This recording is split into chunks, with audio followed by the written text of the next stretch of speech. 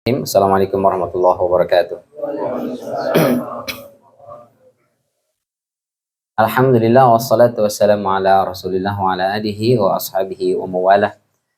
La haula wa la quwata illa billah. Asyhadu an la ilaha illallah wahdahu la syarika lah wa asyhadu anna Muhammadan abduhu wa rasuluhu alladzi la nabiyya wa la rasula ba'dah. Amma ba'd fa inna asdaqal hadithi kitabullah wa khairal hadi hadi Muhammadin sallallahu alaihi wasallam. Allahumma akhrijna min dhulumatil wahm waftah lana abwabal ilm wa akrimna binuril faham wa sahil akhlaqana bil hilm. Allahumma la sahla illa ma ja'altahu sahla wa anta taj'alul hazna idza syi'ta sahla bi rahmatika ya arhamar rahimin. Kita masih di surat Al-Asr. Seperti biasa kita baca dulu. A'udzu billahi minasy syaithanir rajim. A'udzu billahi minasy syaithanir rajim. Bismillahirrahmanirrahim. Bismillahirrahmanirrahim. Wal 'ashr. Wal 'ashr. Innal insana lafi khusr. Innal insana lafi khusr. Illal ladzina amanu wa 'amilus shalihat. Illal ladzina amanu wa 'amilus shalihat. Wa tawasaw bil haqqi wa tawasaw bis sabr. Wa tawasaw bil haqqi wa tawasaw bis sabr. Shadaqallahul azim. Kita kemarin sudah sampai di innal insana lafi khusr. Sesungguhnya manusia itu benar-benar berada di dalam kerugian. Sampaikan kemarin kenapa Allah tidak menyebutnya lafi halak, kebinasaan atau kecelakaan, tapi Allah lebih memilihnya kata khusr, rugi. Bahwa Allah mengajak kita untuk berpikir tentang untung rugi, karena sifat dasar manusia itu tidak mau rugi biasanya. Ya. Maka itu ada sebagian guru-guru kita meredefinisi ya tentang sunnah itu. Jadi kalau wajib itu sesuatu yang dapat pahala kalau kita kerjakan, dan kalau kita tinggalkan berdosa. Haram sebaliknya, dikerjakan dapat dosa, ditinggalkan dapat pahala, dikerjakan malah dapat dosa. Kalau makruh, ditinggalkan dapat pahala, dikerjakan nggak apa-apa. Sunnah, dikerjakan dapat pahala, ditinggalkan nggak apa-apa. Nah itu definisi yang kurang pas, karena kebanyakan kita lebih senang nggak apa-apa daripada dapat pahala. Nggak sholat duha pak, cuman sunnah ini. Sunnah kan dikerjakan dapat pahala, ditinggalkan kan nggak apa-apa, ditinggalkan Ustaz. Jadi akhirnya nggak apa-apa. Giliran yang makruh, kenapa dikerjakan? Ya kan makruh doang Ustaz, nggak apa-apa. Jadi kita tuh lebih senang nggak apa-apa daripada dapat pahala. Maka akhirnya banyak yang meredefinisi sunnah itu dikerjakan dapat pahala, ditinggalkan rugi. Sementara makruh ditinggalkan dapat pahala, dikerjakan rugi. Biasanya orang kalau ada kata-kata rugi itu, nah dia nggak mau rugi tuh. Nah, biar kata penipu pun nggak mau rugi. Ya. Orang jahat juga nggak mau rugi, pokoknya rugi mah nggak mau kita. Itu sifat dasar manusia itu begitu, nggak mau rugi pokoknya. Sehingga ada istilah tidak ada makan siang yang gratis, karena orang nggak mau rugi. Semua ingin dapat untung dan bagian. Maka itu Allah sebutnya di sini innal insana lafi khusrin, manusia akan rugi. Siapa itu mereka yang menyia-nyiakan waktu? Maka di awal surat ini Allah bersumpahnya dengan waktu yang diperas, waktu yang dipakai, digunakan untuk hal-hal yang positif. Maka disebutnya wal asri, bukan wal waqti. Karena orang yang memaksimalkan, memanfaatkan waktunya, dia tidak akan pernah rugi. Dia tidak akan pernah rugi. Pasti akan dapat untung dia. Kalau tidak untung materi, untung ilmu. Tidak untung ilmu, materi. Pokoknya akan ada saja yang dia dapat. Nggak mungkin rugi. Tapi orang yang menyiapkan waktu, dia pasti akan rugi. Di sini itu maknanya am. Jadi semua manusia. Baru setelah itu ditakhsis di ayat berikutnya illal ladzina amanu wa amilus shalihat. Ada orang-orang yang tidak rugi. Siapa itu? Yang pertama adalah beriman dan beramal soleh. Orang yang beriman dan beramal soleh, dia tidak akan pernah merasakan rugi waktu. Karena buat orang beriman dan beramal soleh, waktu itu hanyalah penantian untuk sholat. Kita tidur nungguin bangun sholat subuh. Setelah selesai sholat subuh, kita nungguin masuk zuhur. Setelah zuhur nungguin asar, maghrib, isya, dan seterusnya. Hanya itu saja. Sehingga ada orang mungkin hidupnya nggak lama gitu. Tapi dia melakukan amal soleh. Dia sholat, dia melakukan ketaatan kepada Allah, meninggal. Masuk surga, itu yang abadi.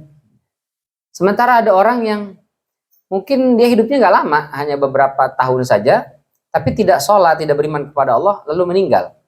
Masuk neraka itu abadi. Kok bisa? Kita hidup ini kalau dalam hitungan Allah kan cuman, kalau pakai Al-Ma'arij itu, ta'ruju ilaihil malaikatu warruhu fiha, gimana ayatnya?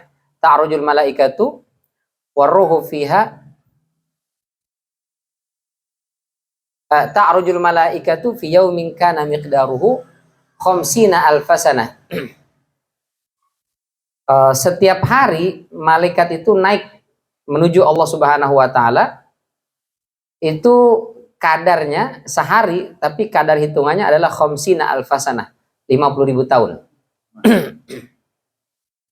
Berarti sehari di sisi Allah menurut Al-Ma'arij ayat 4 ini itu adalah satu hari di sisi Allah sama dengan 50.000 tahun di kita. Sementara kalau surat Al-Hajj dan juga surat As-Sajdah itu, yudabbirul amra minas sama'i ilal ardi thumma ya'ruju ilaihi fi yaumin kana miqdaruhu alfasanatin mimma ta'uddun. Itu sehari di sisi Allah sama dengan 1000 tahun. Berarti sebenarnya kita berapa lama di dunia ini? Jadi kalau orang hidup 70 tahun, kalau pakai Al-Ma'arij jatuhnya hanya 2, sekian menit. Jadi nggak sampai 3 menit saja di sisi Allah. Jadi kalau kita hidup 70 tahun di sisi Allah cuma 2 menit sekian detik hidup kita. Yang 70 tahun itu, kalau kurang 70 tahun berarti cuma berapa menit. Kalau kita perbandingannya pakai Sajadah dan surat Al-Hajj tadi, sehari sama dengan 1000 tahun, berarti perbandingannya sehari 70 tahun kita hidup di sisi Allah itu berarti ada sekitar 2,5 jam lah ya. 2,5 jam. Kok bisa yang cuma 2,5 jam atau 2 menit sekian detik itu dia bisa mendapatkan surga yang abadi atau disiksa abadi selama-lamanya di neraka? Kayaknya kurang adil ya gitu. Masa beramal cuma 2,5 menit lah, kok bisa disiksa abadi? Atau dia beramal 2,5 menit kok bisa di surga abadi? Nah itu dalam Sunan Tirmidzi kalau tidak salah itu. Kenapa begitu? Karena orang beriman itu seandainya dia dikasih umur 1000 tahun, dia akan tetap melakukan hal yang sama, yaitu dari sholat ke sholat, sholat ke sholat ke sholat. Dan itu Allah nggak perlu sampai jutaan tahun, cukup dikasih umur 60 tahun, 50 tahun, 70 tahun, udah ketahuan tuh setiap waktu sholat dia sholat. Setelah itu dia hanya nunggu sholat saja. Jadi dikasih umur berapapun dia akan melakukan hal yang sama. Sehingga bukan perkara sebentar atau lama dia beribadah, tapi komitmen dia beribadahnya. Sementara pelaku dosa maksiat tadi, memang dia cuma dikasih waktu misalnya 40 tahun, 50 tahun, 70 tahun lah maksimal. Dia berbuat dosa maksiat yang cuma 2,5 menit itu di sisi Allah, kok bisa disiksa abadi di neraka? Karena kalau orang ini dikasih hidup di dunia itu misalnya 1.000.000 tahun pun, dia akan melakukan hal yang sama. Itulah kemudian kenapa mereka disiksanya abadi. Karena sekiranya mereka hidup di dunia ini lama, mereka akan melakukan dosa maksiat selama mereka hidup. Sebaliknya orang-orang beriman dan beramal soleh, meskipun mungkin ada yang cuma 2 tahun, dia habis dulu maksiat, habis itu tobat, 2 tahun dia berbuat kebaikan-kebaikan, habis itu meninggal, berarti dihitung umpamanya 2 tahun saja. Dia sudah cukup tuh, nggak rugi dia. Dia akan masuk surga. Kenapa? Karena kalau dipanjangkan terus umurnya, dia akan terus melakukan kebaikan-kebaikan. Mudah-mudahan kita termasuk itu. Maka Allah kecualikan illal ladzina amanu wa amilus salihat, kecuali orang-orang beriman dan beramal saleh. Maka modal terbesar manusia, kata Syekh Muhammad Amin Asy-Syanqiti dalam Adwaul Bayan itu adalah umurnya. Modal terbesar kita itu adalah umur. Maka itu di antara 4 pertanyaan besar adalah umur. 4 pertanyaan utama itu kata Rasulullah dalam riwayat Imam Tirmidzi dari Nadlah Al-Aslami, la tazulu qadama 'abdin yaumal qiyamati hatta yus'al an arba'in. Di sidang di hadapan Allah di padang mahsyar itu, kita jangankan lari ya, jangankan menghindar. Geser kaki nih pegel, geser dikit begitu nggak bisa. Itu diem diri mematung begitu sampai selesai. Jadi nggak bisa geser kaki, nggak bisa. Itu nggak bisa sama sekali. Apalagi mau lari, mau kabur, mau kemana kita nggak bisa. Hatta yus'al an arba'in, sampai dia ditanya tentang 4 hal. Nah selesai pertanyaan baru dia bisa geser kaki itu. Kalau jawabannya sesuai dengan apa yang Allah inginkan, geser ke neraka. Kalau sesuai dengan apa yang Allah inginkan, jawabannya itu sesuai, nggak melenceng, geser menuju ke surga. Apa 4 pertanyaan itu? Yang pertama, umur, an umrihi fima afnah. Jatah hidup kita, kesempatan kita hidup di dunia ini dipakai buat apa? 1. Yang kedua, an jasadihi fima ablah. Tentang fisik, dari rambut kita sampai mata kaki dipakai buat apa aja tuh? Tangan, telinga, mata, mulut, kaki, itu semua dipakai buat apa aja, itu ditanya. Yang ketiga, an malihi, hartanya, min ainak tasabahu wa fima anfaqahu. Gimana cara dia mendapatkannya, kemana dia belanjakan, debit kreditnya ditanya. Baru yang keempat, an ilmihi ma amila bihi, tentang ilmunya untuk apa dia amalkan. 4 itu. Yang pertama ditanya umurnya dulu tuh. Maka sebetulnya ini bocoran soal di padang mahsyar udah dikasih tahu ke kita oleh Rasulullah tuh. Saking baiknya Rasul, kisi-kisinya dikasih tahu sama Rasul tuh ke kita ya. Mestinya dari sekarang kita sudah cari jawaban tuh. Sehingga besok nggak kegelagapan lagi, nggak kesulitan lagi kita jawab tuh soalnya. Tentang umur. Karena kalau kita mikir ya umur kita, kata Rasulullah dalam riwayat Al-Hakim itu, inna a'mara ummati ma baina sittin wa sab'in. Rata-rata umur umatku antara 60 sampai dengan 70. Wa qalilun man yajuzu dzalik. Sedikit yang melewati 70. Kebanyakannya belum 70 udah keburu lewat. Kebanyakannya. Tapi rata-ratanya antara 60 sampai 70 kata Rasulullah. Nah, kalau kita ambil jalan tengah berarti 60 dengan 70 itu ya 65 lah ya. Taruhlah umpamanya kita dikasih kesempatan 65 tahun. Mungkin ada bapak-bapak yang sudah dapat bonus lah ya. Lewat itu. Ini mau umpama 65 tahun. Ini kemana kita pakai nih 65 ini? Yang pasti-pasti aja lah. Dari masih baru lahir ini sampai akhir balik, taruhlah 15 tahun. Kira-kira kita umur segitu masih belum direken dah kalau kata orang Betawi. Masih ibadahnya masih lari sana, lari sini kan. Bercanda-bercandi, nggak ada, belum kehitung dah itu. Taruhlah 15 tahun. Berarti 65 udah kebuang tuh 15 tahun. Sisa 50 tahun berarti. Berarti kalau kita 65 tahun, usia produktif kita cuma 50 tahun tuh. Kemana kita habisin? Pertama buat tidur. Semua kita pasti tidur kan? Nggak mungkin nggak. Dan tidur pasti menghabiskan waktu. Berapa rata-rata? Rata-rata sih 8 jam per hari. Saya sih tidur cuma 6 jam Ustadz, malam. Siangnya mungkin berangkat ke kantor sambil ngantuk. Di kantor juga mungkin sambil ngantuk. Ya. Mungkin kadang-kadang di pos ronda juga ikutan ngantuk. Ngaji juga kita kadang-kadang sambil ngantuk. Ya total sih nyampe juga 8 jam. Meskipun malamnya cuma 6 gitu. Apalagi khutbah Jumat. Wah itu udah tuh baru salam aja ya khotib benar.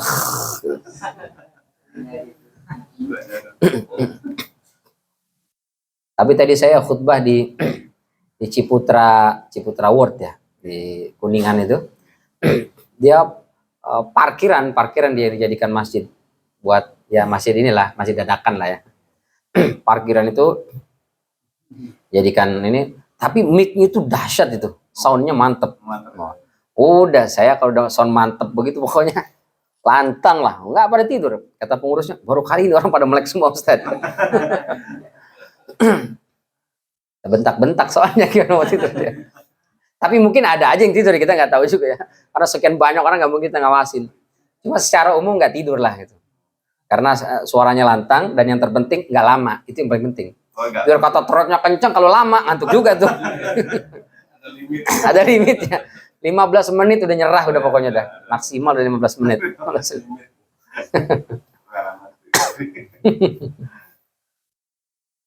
Jadi kita tidur 8 jam per hari. Kita dikasih waktu oleh Allah sehari itu kan 24 jam. Berarti kalau 8 jam kan sepertiganya tuh. Berarti sepertiga hidup kita udah habis buat tidur. Nah kalau 50 tahun kali aja sepertiga kali 50. Jatuhnya kan cuma 16, sekian.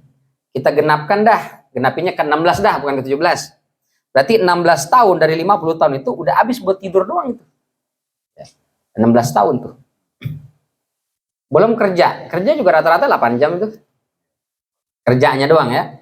Rata-rata 8 jam. Berarti sudah sama tuh sepertiga hidup kita. Berarti 16 tahun habis buat tidur, 16 tahun habis buat kerja. Berarti 32 tahun. Sisanya 18 tahun doang itu. Kemana tuh 18 tahun? Belum yang kita pakai buat di perjalanan doang tuh, macet-macetan. Belum yang kita pakai buka gadget. Belum yang ngopi. Ngopinya sih sebentar, kongkohnya yang lama. Segelas kecil segini sebenarnya. Kongkoh yang lama. Kayaknya mah habis waktunya begitu-begitu aja. Saya sholat Ustadz. Sholat ya kalau kita menghitung nih. Sholat kita berapa menit? Umpama. Sholat kita itu selama 50 tahun nih nggak pernah absen, nggak pernah telat. Selalu sholat on time dan setiap sholat menghabiskan 12 menit. 12 menit kali 5. Berarti kan sejam tuh. Sehari itu kalau setiap sholat, subuh 12 menit, zuhur 12 menit, asar, maghrib, isya, semuanya 12 menit. Kali 5 kan cuma 60. Berarti 1 jam. Berarti dalam sehari 1/24. Kali 50. Jatuhnya berapa tuh? 1/24 kali 50. Nggak sampai 3 kan? 2, sekian. Berarti 50 tahun, selama 50 tahun nggak pernah absen sholat. Setiap sholatnya selalu 12 menit. Itu di total cuman dapat 2, sekian tahun. Taruh kita genapin 2,5 tahun. Insya Allah. Tidur tadi 16 tahun. Sholat cuman 2,5 tahun. Insya Allah. Itu yang 12 menit. Belum yang ekspres. Yang super kilat. Yang 3 menit, 2 menit. Jadi pantas saja kata Rasulullah, lan yudkhilaka amalukal jannah.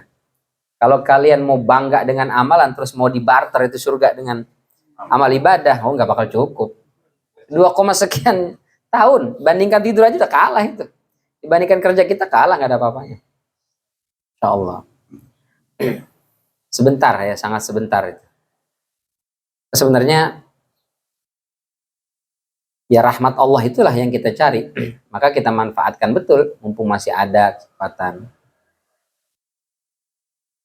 Kalau orang menghabiskan umur buat hal-hal yang sia-sia, sekarang udah mulai lagi enggak deh. Setelah kita mengkaji surat Wal Asr ini kayaknya ada gunanya nih, cuma pelongo begini doang, nongkrong situ. Gak ada gunanya, ini harus dipakai. Faida faradta fansab. Selesai satu urusan, sibuk dengan urusan yang lain. Begitu seorang muslim mestinya. Maka kata Rasulullah, min husni islamil mar'i tarkuhu ma la ya'nihi. Di antara ciri orang berislam, bagus atau jelek dia berislam itu, kata Rasulullah, lihat, dia masih perhatian gak dengan hal-hal yang gak penting, yang hanya menghabiskan waktu. Nah, kalau dia masih peduli dengan hal yang gak penting, jam-jam duduk ngobrol ngalor ngidul gak jelas cuntrungannya, berarti dia Islam belum bagus Islamnya. Tapi kalau orang sudah memperhatikan waktu, itu berarti dia adalah orang yang bagus Islamnya. Ini Rasul yang bilang, bukan saya. Ustaz nyindir yang mancing ya? Enggak, saya nyindir yang mancing. Mancing berapa jam itu?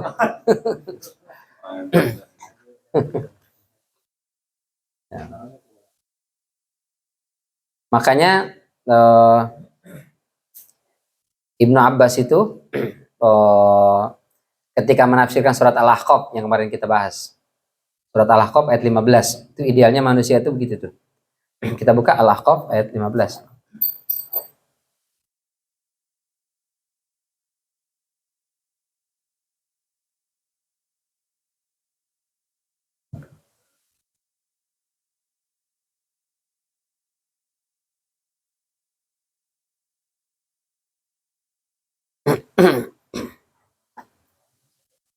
Ya, Allah. Bisa nggak itu? Bisa. أعوذ بالله من الشيطان الرجيم ووصينا الإنسان بوالديه إحسانا حملته أمه كرهانا حملته أمه كرها ووضعته كرها وحمله وفصاله 30 شهرا حتى إذا بلغ أشده وبلغ 40 سنة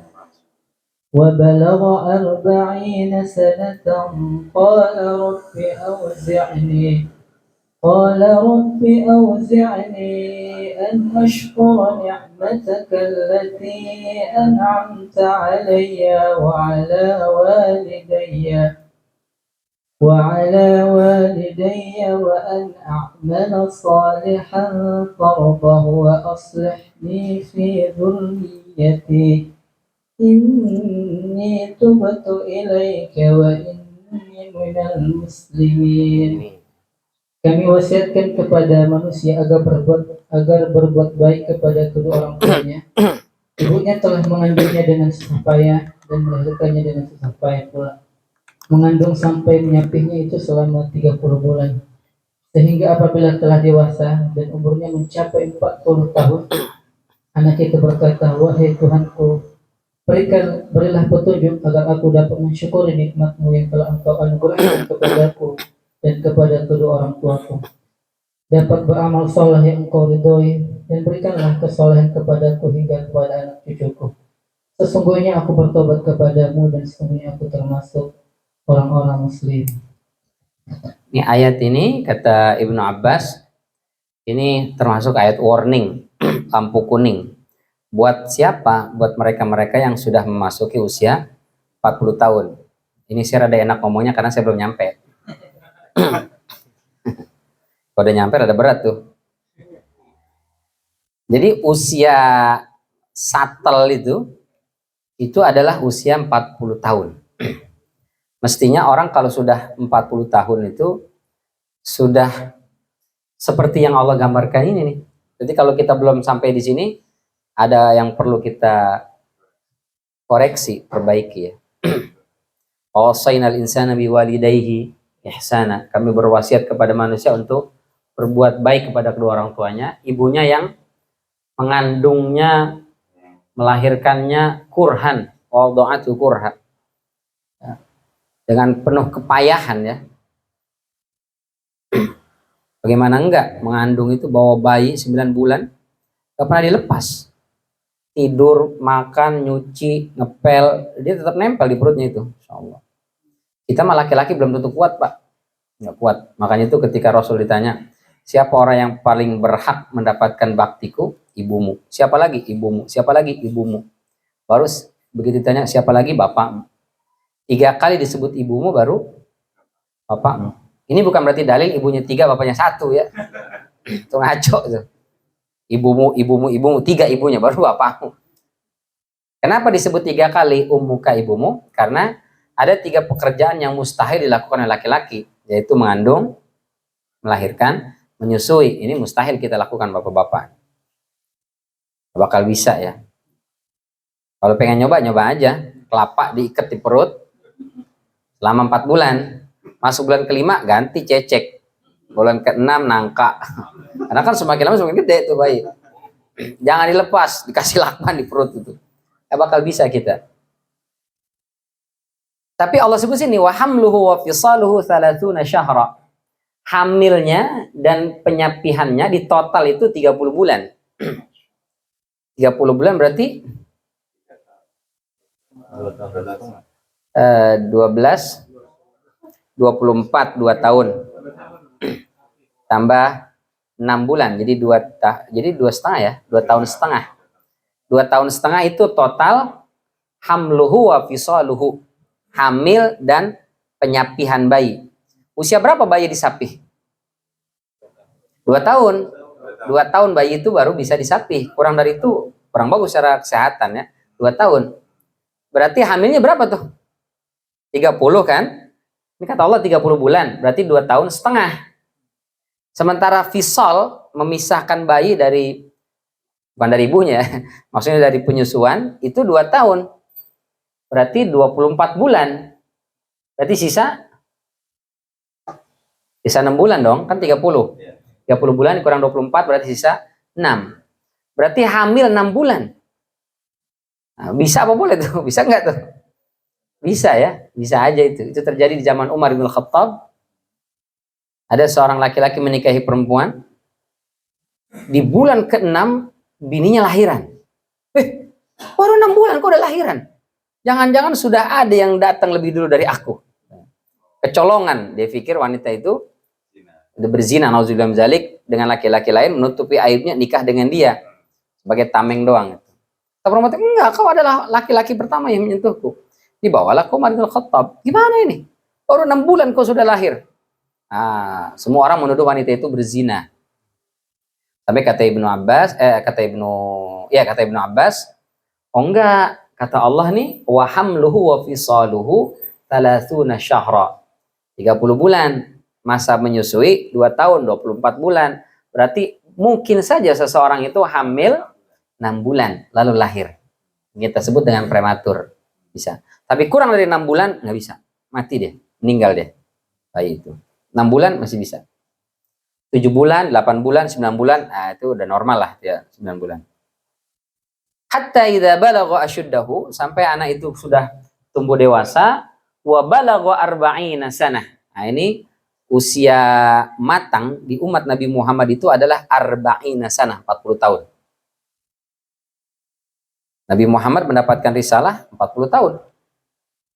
Sementara nabi-nabi yang terdahulu, Nabi Nuh alaihissalam umpamanya, itu kata sebagian ulama, diutus itu Nabi Nuh alaihissalam ketika usianya 350 tahun. Di Nabi Nuh itu baru dianggap dewasa, atau orang di zaman Nabi Nuh dianggap dewasa kalau sudah umurnya 350 tahun, itu baru dianggap dewasa. Sehingga boleh jadi di zaman Nabi Nuh alaihissalam itu, kalau ada bocah tuh lagi lari-lari misalnya di masjid gitu ya, ih lucu banget, bocah berapa tahun ini? Baru 80 tahun. Zaman Nabi Nuh. Di zaman Nabi Nuh itu mungkin 80 tahun itu lagi lucu-lucunya. Kalau zaman kita sama lagi lucu-lucunya juga. Gigi udah pada ompong. Diomelin galakan dia. Udah susah dinasehatin. Biasanya lagi lucu-lucunya juga tuh. Tapi Nabi Muhammad SAW 40 sana, 40 tahun. Kita umatnya 40 tahun dianggap usia kematangan. Itu karenanya dulu. Di Indonesia itu dulu calon presiden, calon wakil presiden itu minimal 40 tahun. Karena itu adalah usia kematangan. Sebelum datang sang paman. Kata sang paman, gak usah 40 tahun, punya pengalaman 2 tahun aja gak masalah, maju aja. Ya nggak salah sih, terserah dia lah ya. Nah, kita lagi ngomongin ini. Usia kematangan menurut Islam itu 40 tahun, itu baru matang cara berpikirnya. Nah, 40 tahun ini mestinya nih udah nih. Rabbi auzi'ni an ashkura ni'mataka allati an'amta alayya. Udah banyak bersyukur tuh. Jadi kalau 60 tahun masih ngeluh aja, wah, dia nggak cocok sama ayat ini nih. Dan udah 40 tahun masih ngeluh bini, ngeluh anak, ngeluh duit, masih ngeluh aja kerjaannya. Padahal mestinya 40 tahun itu sudah banyak-banyak bersyukur. An ashkura ni'mataka allati an'amta alayya. Atas nikmat yang Allah berikan kepadanya. Wa ala walidayya. Udah ngurusin orang tua tuh. 40 tahun. Kalau masih 25, 30, masih sibuk lah ya. Dia nyari kerja kesana kemari. Anaknya juga masih pada bayi, masih kecil-kecil. Tapi kalau sudah 40 tahun, itu sudah pada masuk SD lah minimal. SMP. Itu sudah mulai waktu ada ya. Mestinya buat lebih peduli orang tua, lebih perhatian ke orang tua. Siapa 40 tahun tuh. Wa an a'mala salihah, sudah mulai ada pikiran nih, sekarang udah capek lah ngejar-ngejar dunia lah. Harus ada porsi nih buat banyak melakukan amal soleh. Udah mulai perhatian ke masjid, 40 tahun tuh. Udah mulai perhatian kan anak yatim, 40 tahun. Sudah mulai banyak zikir, udah nggak demen lagi sama maksiat, 40 tahun. Idealnya. Tapi masih ada yang bilang 40 tahun itu puber kedua, Ustadz. Disitulah lagi udah, karena dia usia shuttle kan, dia bisnis udah lumayan tuh, udah usia 40 tahun. Kalau dia lakukan betul-betul dari muda itu atau minimal dari lulus kuliah, masuk usia 40 tahun sudah mulai ketemu tuh. Dia udah jelas nih, saya pakemnya di sini, saya menguasai di bidang ini, dia udah akan mulai menggeluti. Kalau dia bekerja, dia sudah mulai punya posisi lah usia 40 tahun. Ya minimal kepala bagian apalah gitu kan. Udah mulai shuttle lah. Di situ kalau nggak banyak-banyak baca ayat ini, di situ udah mulai anak udah beres, rumah udah mulai lunas, kendaraan udah rapi, apalagi yang belum, kayaknya nambah nih. Disitulah muncul puber kedua di situ.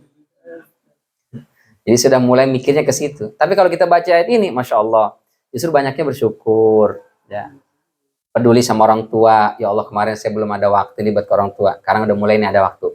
Ya Allah, duit kemarin rasanya berat banget bagi-baginya buat orang tua. Sekarang nih udah bisa lah. Ya.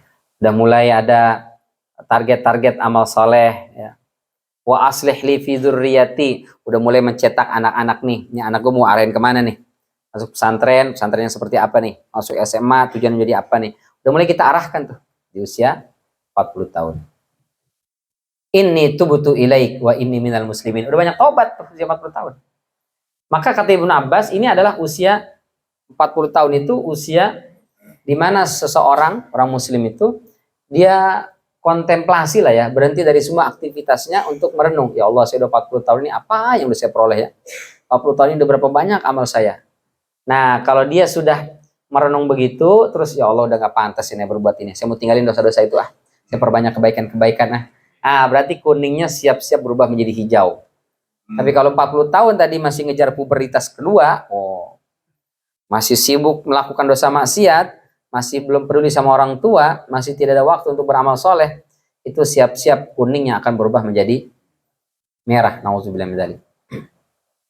Maka usia 40 itu adalah usia untuk bermuhasabah lah ya.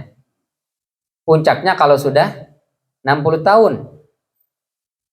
Mohon maaf nih, maaf banget bapak-bapak yang udah sampai 60 tahun ya. Itu kalau udah 60 tahun itu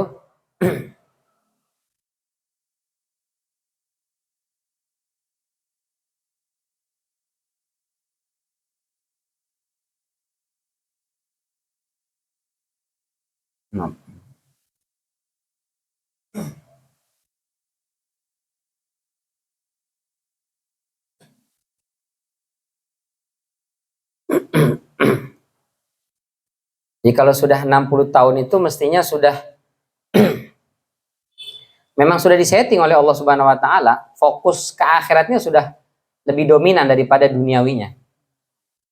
Biasanya tuh makan tuh udah nggak terlalu nafsu kayak waktu masih muda. Masih muda kan apa-apa udah dihantem lah ya. Dan 60 tahun tuh udah kagak tapi doyan emang gitu, Ustaz. Udah nggak tapi suka.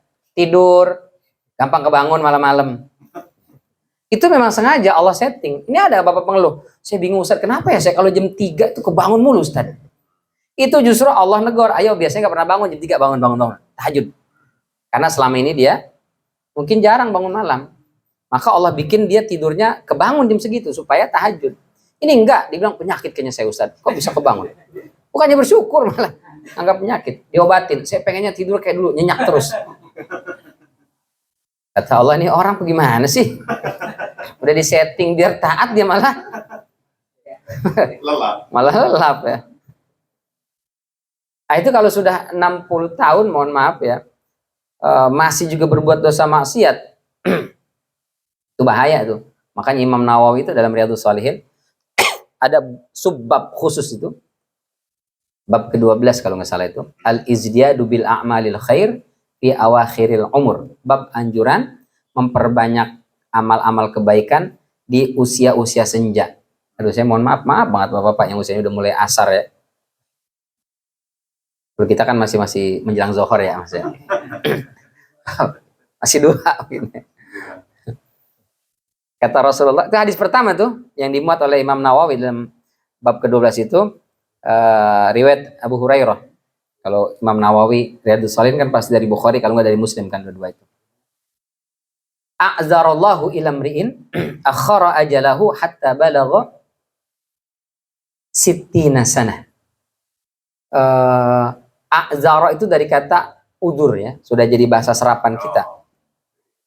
Sampean kemana nggak datang? Ani ada uzur kemarin Ustaz. Mohon maaf ya, besok ani nggak bisa hadir, ada uzur nih. Udah jadi bahasa Indonesia, artinya alasan, dalih ya. Tapi ada orang itu yang kita empat bener, karena apapun ada aja tuh alasannya. Dia mah pasti bakal alasan begitu. Akhirnya lama-lama kita malas dengar alasan dari dia. Nah, itu namanya a'zara. Di a'zarallahu ila abdin atau ila mri'in, ada orang yang Allah tuh malas dengar alasan apa dari dia itu. Dia nggak, Allah tidak mau dengar apapun dalih yang disampaikan oleh orang itu. Siapa mereka itu? Orang yang akhara ajalahu hatta balagha sittina sanah. Orang yang sudah dipanjangkan umurnya sampai 60 tahun tapi masih gemar berbuat dosa dan maksiat. Besok itu Allah udah nggak mau dengar lagi tuh. Dia mau ngomong apa, Allah nggak mau dengar. Allah nggak mau lihat dia, Allah nggak mau ajak dia ngomong. Langsung dilemparkan ke neraka. Nah, kalau dilemparkan ke neraka baru dia jerit nih. Surat Fatir ayat 37. Kita buka.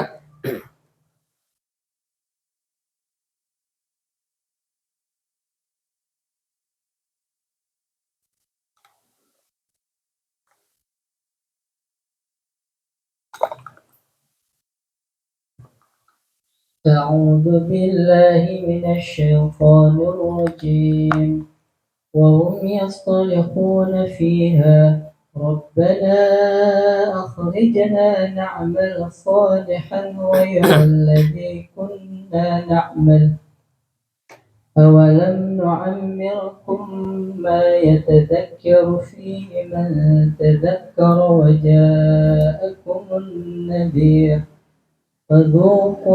فذوقوا فما للظالمين من نصير. Mereka berteriak di dalam neraka itu, ya Tuhan kami, keluarkanlah kami dari neraka, niscaya kami akan mengerjakan kebajikan, bukan seperti perbuatan yang pernah kami kerjakan dahulu. Dikatakan kepada mereka, bukankah kami telah memanjangkan umurmu dalam masa yang cukup untuk dapat berpikir bagi orang yang mau berpikir. Bukankah pula telah datang kepadamu seorang pemberi peringatan, maka rasakanlah azab kami bagi orang yang zalim, tidak ada seorang penolong pun. Jadi kalau sudah dilemparin ke neraka, baru tuh di situ mereka jerit, teriak. Ya. Di antara jeritannya itu kata mereka, Rabbana akhrijna na'mal salihan. Ya Allah, keluarkan kami dari neraka, balikin kami ke dunia lagi. Kalau kau kasih kesempatan ya Allah hidup sekali lagi, 10 tahun dah. Nggak boleh 10 tahun, setahun aja deh. Nggak boleh setahun, sebulan. Nggak boleh sebulan, sepekan. Nggak boleh sepekan, sehari aja, sehari dah. Kalau kau kesempatan kasih sehari saja minimal ya Allah, di dunia itu, wah, kami akan habiskan 1 hari itu untuk beribadah kepadamu. Kemarin kami lupa sholat. Besok kalau kau berikan sekali lagi kesempatan, janji, swear, kewer-kewer seperti sholat. Kemarin tuh kau titipkan kepadaku harta, tapi aku lupa berinfak, lupa bersedekah. Sekali lagi kalau kau berikan kesempatan, aku akan infak sedekah ya Allah. Kemarin ada orang tua, aduh aku sia-siakan. Tapi kalau sekali lagi kau berikan kesempatan kepadaku, pasti aku akan berbakti sama orang tua. Dan seterusnya janji-janji ya. Apa kata Allah? Awalam nu'ammirkum ma yatadzakkaru fihi man tadzakkar. Bukannya kemarin udah saya kasih kesempatan kalian tuh hidup, ada yang 40 tahun, ada yang 50 tahun, 60 tahun, bahkan lebih. Tapi enggak juga tuh jadi baik. Ya. Sementara fihi man tadzakkar, ada orang tuh yang baik, ada umurnya sama Anda. Anda 40 tahun, dia juga 40 tahun. Tapi bisa tuh dia jadi baik. Nah. Mana? Kamu muncul sini ya?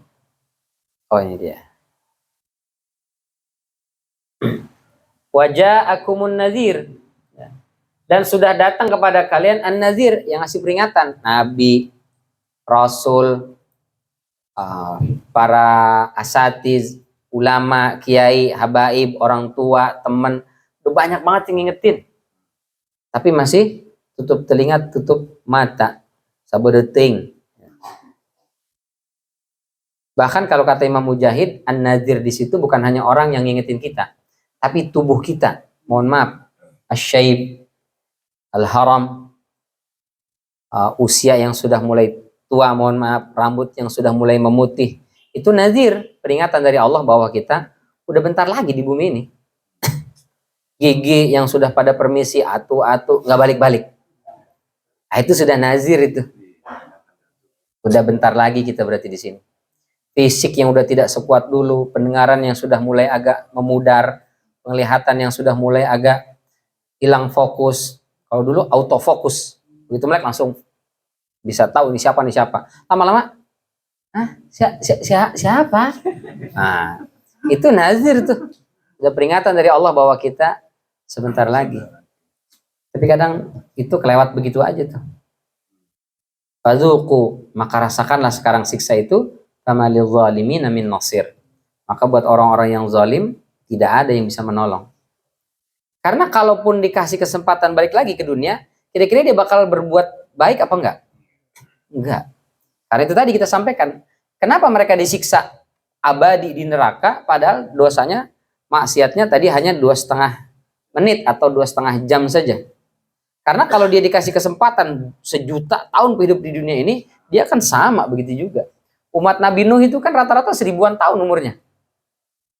Nabi Nuh alaihissalam itu berdakwah falabitha fihim alfasanatin ila khamsina ama. 1000 kurang 50 tahun, berarti kan 950. Itu bukan umur Nabi Nuh, itu masa dakwahnya. Umurnya berapa? Khilaf memang di antara ulama. Ada sebagian yang mengatakan kalau kita compare ke Nabi Muhammad itu umurnya adalah sepertiga masa dakwahnya.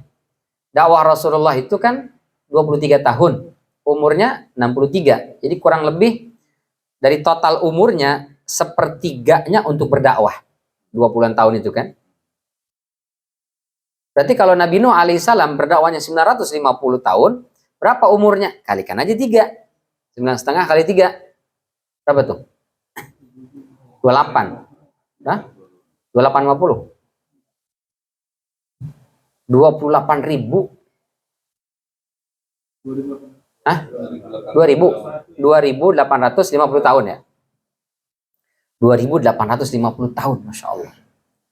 Hidup 2.850 tahun, Pak.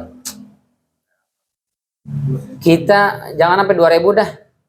500 tahun aja kalau kita ada hidup tuh bisa sepanjang itu 500 tahun orang. Beberapa kali nyalek tuh dia tuh. Lawan jadi pada mati, maju lagi.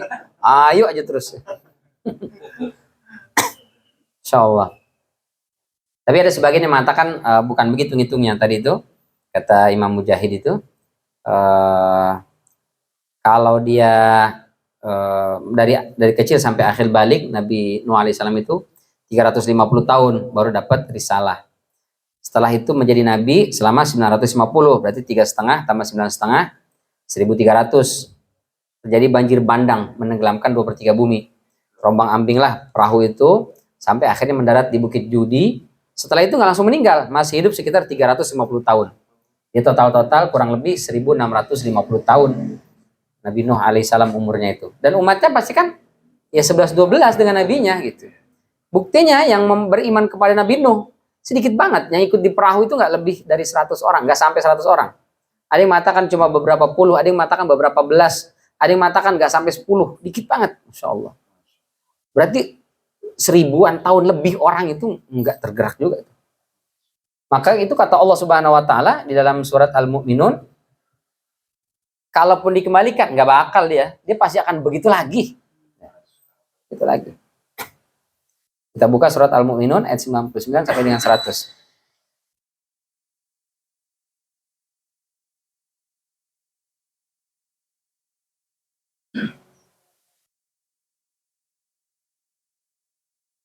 أعوذ بالله من الشيطان الرجيم حتى إذا جاء أحدهم الموت قال رب ارجعون لعلي أعمل صالحا فيما تركت كلا إنها كلمة هو قائلها ومن ورائهم برزخ إلى يوم يبعثون.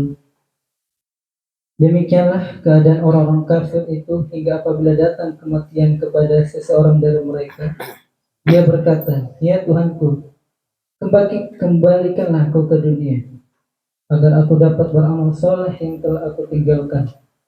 Dan sekali tidak, sesungguhnya itu adalah dalih yang ingin diucapkannya saja. Di hadapan mereka ada alam barzakh sampai pada hari mereka dibangkitkan. Pas meninggal, ada yang minta, balikin lagi ya Allah, kasih kesempatan sekali lagi. Janji deh, bener, swear, pokoknya kalau hidup lagi saya bakal soleh dah, saya bakal taat. Kata Allah, kalla, gak mungkin bisa hidup lagi. Innaha kalimatun huwa qailuha. Ada dua maknanya. Yang pertama maknanya, itu cuman harapan dia doang, tapi gak bakal terwujud. Yang kedua maknanya, sekiranya mereka betul-betul dikembalikan ke dunia, hidup sekali lagi, mereka kan begitu lagi. Gitu. Karena tadi itu, maka kata Allah, wa min waraihim barzakhun ila yaumi yub'atsun. Di hadapan mereka adalah barzakh yang tidak akan bisa mereka lari darinya sampai hari dibangkitkan. Jadi kesempatan itu tidak akan, umur itu tidak akan balik lagi. Yang sudah terlewat dia akan terlewat gitu. Maka yang bagi kita yang ada adalah yang tersisa. Sebenarnya nggak pas kesempatan itu tidak datang dua kali, enggak ya. Kesempatan itu datang berkali-kali. Selama hayat di kandung badan, maka kesempatan itu akan ada terus, Ya. Kesempatan itu sudah tidak ada kalau nyawa sudah melayang dari badan. Tapi selama masih ada nyawa kita di badan ini, kesempatan itu masih terbuka lebar. Jadi nggak ada istilah menyesal. Selama kita masih hidup, menyesal itu adalah ketika kita sudah meninggal. Maka sebelum menyesal itu datang, manfaatkan, mumpung kita masih hidup, perbanyak amal. Allah itu baik banget, baik banget. Bapak nungguin sholat aja di masjid itu, berguguran dosa-dosanya. Nungguin tuh, berguguran dosa-dosanya. Para malaikat terus memohonkan ampun untuk kita. Nungguin sholat tuh. Ya kalau 5 menit, berarti selama 5 menit itu, malaikat mohon ampun buat kita. Setengah jam kita nungguin, setengah jam itu malaikat terus memohon pada Allah, memohon ampun kepada Allah. Ya Allah, ampun ini dia nih. Rahmati dia ya Allah, karena dia nungguin waktu sholat terus begitu. Terus apa lagi? Kita buang sampah di jalan aja itu bisa berpahala, itu bisa menyebabkan masuk surga.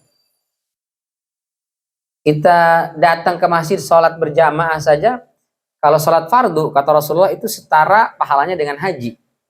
Kalau datang ke masjid untuk sholat sunnah itu setara dengan umroh. Kita datang ke masjid untuk belajar ilmu itu sama dengan pahala haji. Itu betapa baiknya Allah ya. Puasa hari Arafah sehari itu menghapuskan setahun setelahnya, setahun sebelumnya dosa-dosa kita. Jadi Allah itu sangat baik gitu. Tahu kita ini berat lah, nggak kuat melakukan amal-amal yang berat-berat. Maka Allah kasih sedikit saja, ringan saja, tapi insya Allah itu pahalanya besar. Yang penting kita mau nggak nih memanfaatkan apa yang bisa kita lakukan. Jadi beramal itu kan nggak harus nunggu kaya kan. Kalau beribadah hanya milik orang-orang kaya, orang-orang punya pangkat, lalu bagaimana dengan kita-kita yang belum punya harta, belum punya pangkat? Buat kita semua. Bahkan kata Rasulullah, sabaqa dirhamun alfai dinar. 2000 dinar kalau tidak salah ya, kama qala. Ada sedekah 1 dirham mengalahkan 1000 dinar atau 2000 dinar. Kata sahabat, mana bisa 1 dirham mengalahkan 1000 ya.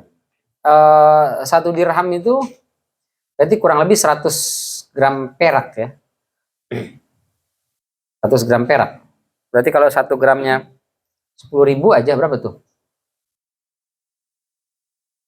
Juta. Jutaan lah ya, 1 juta. Zaman dulu si dirham kecil lah, 1 juta kecil. Sedekah 1 juta. Mengalahkan yang 1.000 dinar. 1 dinar itu 4,25 gram emas. 1 gramnya itu kan berarti 1 jutaan lah umpamanya. Berarti 4.250 kali 1.000. Berapa tuh? 4.000 juta. 4.000 itu berapa? 4 miliar berarti? 4 miliar. 1 juta mengalahkan 4 miliar. Sahabat kaget. Mana bisa? Orang sedekah 1 juta, ngalahin yang 1 juta sedekahnya 4 miliar. Kata Rasul bisa. Kok bisa begitu? Gimana ceritanya Rasul? Ini kenapa dia bisa yang 1 juta ini, dia mengalahkan yang 4 miliar itu? Karena dia punya duit cuma 2 juta. 1 jutanya dia sedekahkan. Dia pegang cuma 1 juta. Sementara yang 4 miliar ini, di rekeningnya masih ada bertriliun-triliun. 172 atau berapa? 172 berapa? Masih banyak dia, jadi nggak ada masalah. Masya Allah. Jadi yang dinilai oleh Allah bukan besar atau kecilnya, tapi berapa pengorbanannya. Mungkin kecil di mata orang, tapi di mata dia itu udah besar banget. Sehingga semua kita sebenarnya berpeluang untuk mendapatkan surga. Baik. Tapi jangan lupa, landasannya harus iman. Iman harus melahirkan amal soleh. Amal soleh landasannya harus iman.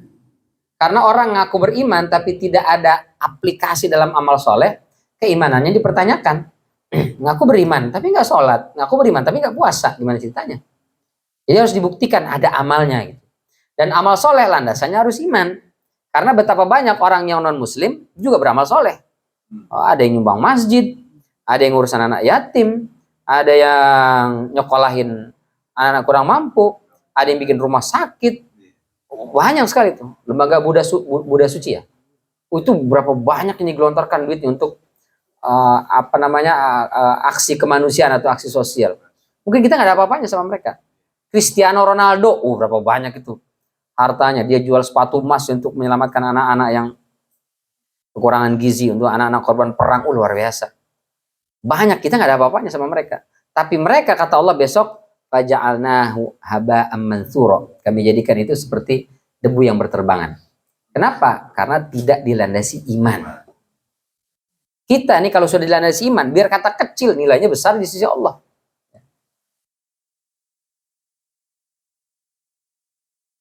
Terus kata Allah di sini, amanu wa amilus salihat, melakukan amal-amal soleh. Solehat ini dalam bentuknya jamak. Jadi wa amilu al-a'mala salihat gitu. Ada al-a'mal, bukan satu amal tapi banyak amal. Menunjukkan bahwa kebajikan atau amal soleh itu variasinya banyak. Ya, ada yang lewat sedekah, ada yang lewat senyum, ada yang lewat bantu orang, ada yang lewat bantu kucing. Kucing kakinya keserimpet benang, sama dia dibenerin, itu pahala itu. Zaman dulu bahkan seorang mohon maaf, seorang pelacur dia masuk surga cuma gara-gara ngasih minum anjing. Masih minumnya pakai hak sepatunya dia. Kan bau sikil itu. Si air dikasih anjing. Yang dikasih minum anjing pakai alatnya yang mohon maaf kotor. Dianya pun yang memberikan kotor. Tapi karena itu adalah kebaikan di sisi Allah Subhanahu wa taala, tetap dinilai sesuatu yang baik. Dia bisa masuk surga. Insyaallah. Tapi yang penting adalah kesempatan itu. Kalau zaman sekarang bapak mau nyari mana sih anjing kausan ya? Agak dapet. Atau kalau Mas Ari dapat kali ya. Anjing lagi. Bisa ketemu itu luar biasa Pak. Jadi kita lagi jalan ada kucing keserimpet, itu rezeki kita tuh. Jadi lewatin. Iya tuh. Wah ini berarti Allah mau ngasih pahala ke kita nih. Kita bebasin tuh. Ya. Ayam misalnya, ada ayam kakinya kita muter-muter begini kan. Malah di videoin, lihat ayam nih. Bukannya ditolongin malah di videoin. Aduh. Sini gitu. Sederhana, simpel, tapi itu adalah kebaikan buat kita ya. Mohon maaf, kita lagi jalan ada orang yang membutuhkan tiba-tiba minta kepada kita. Tadi giliran saya nggak datang, nggak ada tuh. Giliran saya datang, kenapa datang tuh minta? Itu berarti rezeki kita. Allah takdirkan kita yang ngasih dia. Gitu. Bersyukur mestinya, ya Allah, alhamdulillah. Dari tadi gak ada yang Allah kasih rezeki pada ngasih sedekah nih. Begitu kita datang, duduk, langsung datang gitu. Rezeki kita kasih. Saya pernah ya lagi ngantri pom bensin. Segitu banyak orang ngantri tuh. Ada bapak-bapak itu datang. Dari sekian banyak orang itu, nggak pakai tung nggak pakai gitu, nggak. Langsung dia dengan pasti yakin datengin saya gitu. Padahal saya pakai helm full face, tutup segala macam, datang langsung. Mohon maaf Pak, saya mau beli bensin tapi duit saya kurang. Langsung begitu. Masya Allah. Gitu. Awalnya tuh, ini orang kenapa dari segini banyak, kenapa ke saya sih? Kalau dia aja. Tapi sebenarnya itu adalah rizki yang Allah kasih ke kita, digerakkan oleh Allah tuh. Ya Allah. Itu saya bersyukur, alhamdulillah ya Allah. Dari sekian banyak orang, saya yang dipilih. Ya. Meskipun nggak bisa banyak kasihnya, apalagi waktu masih mahasiswa ya. Pak, mohon maaf, cuma ada segini Pak, nggak apa-apa. Nggak apa-apa, ini juga yang penting udah bisa jalan motor saya nanti. Gitu. Insya Allah. Mungkin yang di depan saya, di belakang saya, isi dompetnya lebih banyak dibandingkan saya itu waktu itu. Mungkin kalau ngasih juga lebih banyak gitu. Tapi kenapa Allah gerakkan orang itu ke saya dengan sangat pasti, mantap gitu. Nggak lihat muka, nggak lihat apa, langsung datang dia ngomong dan tanpa malu, Masya Allah. Itu rezeki itu tuh, nggak semua orang dapat. Nggak semua orang dapat. Dan nggak semua orang mensyukuri itu. Banyak yang ngamuk-ngamuk. Tadi juga saya sempat, awalnya begitu juga ya. Sisi manusiawi kita. Kenapa ke saya sih? Sekian banyak orang, ke dia kek, motor lebih bagus itu. Gitu. Begitulah Allah menggerakkan. Jadi persoalannya bukan tadi sekedar seorang pelacur menyelamatkan anjing dengan ngasih minum. Dia mendapatkan momen itu dan dia manfaatkan momen itu. Nah, ada orang yang dikasih momen itu tapi nggak dimanfaatkan sama dia. Ditelantarkan, disia-siakan. Dia nggak dapat peluang itu tuh. Baik. Jadi amal soleh itu kenapa disebutnya salihat, menunjukkan betapa banyaknya kebaikan yang bisa kita lakukan. Ada yang lewat zikir, ada yang lewat tahajud, ada yang lewat puasa, ada yang lewat sedekah, ada yang bakti sama orang tua, macam-macam lah pokoknya itu. Dan kita nggak pernah tahu yang mana amal itu yang memasukkan kita ke surga. Ya. Kita pikir sedekah yang 10 juta, ternyata yang 10 juta itu keingetan terus kalau tidur, ya Allah 10 juta, kemarin kenapa 10 juta ya? Kenapa nggak sejuta aja? Kan jadi nggak ikhlas tuh.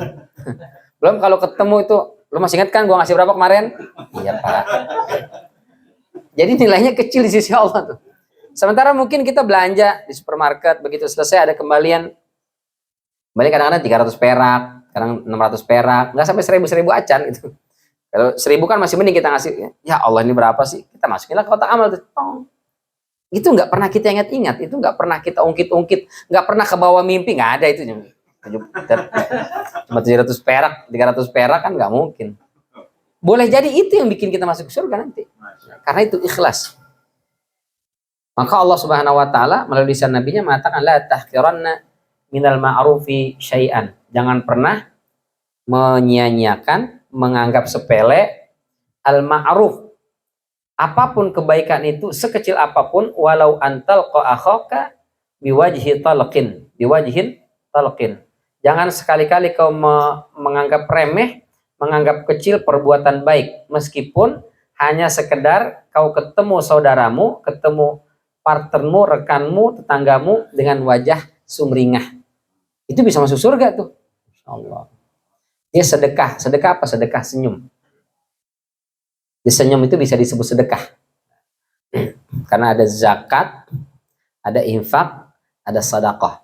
Zakat itu term khusus untuk kewajiban seseorang mengeluarkan sejumlah harta tertentu dari nominal harta minimal dengan jumlah tertentu, dengan penghasilan yang sudah ditentukan, kemudian dikeluarkan dengan jumlah yang tertentu, 2,5%, 5% dan seterusnya itu sudah ditentukan, diberikan kepada orang-orang yang sudah ditentukan, itu zakat. Jadi minimal uang yang dia punya sudah ditentukan, disebut dengan nisab. Setelah itu batasan waktu sudah ditentukan, haul. Setelah itu prosentasenya sudah ditentukan. Kemudian orang yang menerimanya juga sudah ditentukan, mustahik. Itu namanya zakat.